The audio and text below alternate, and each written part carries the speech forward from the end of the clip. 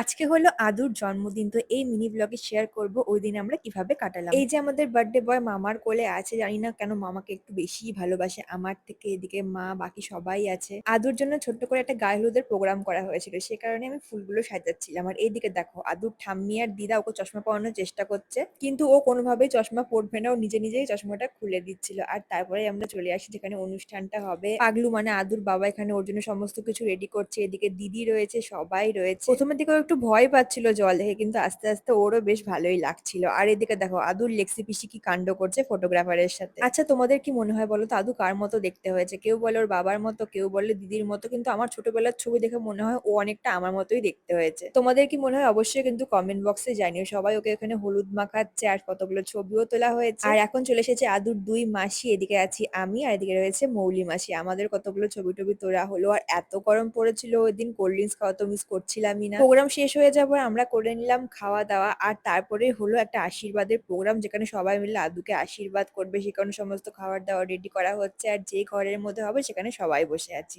শুরু হয়ে গেল আশীর্বাদের অনুষ্ঠান। ওর পায়েস খেতে খুব ভালো লাগে, সেটা আজকে বোঝাই গেল। আর দিকে দেখো টাকা পেয়েও কি খুশি হয়েছে। আর এদিকে সমস্ত রান্না রয়েছে যে ওর জন্য কি কি করা হয়েছিল। আর তারপরে আমরাও খাওয়া দাওয়া করে নিলাম। আজকে ভিডিওটা কেমন লাগলো কিন্তু জানিও।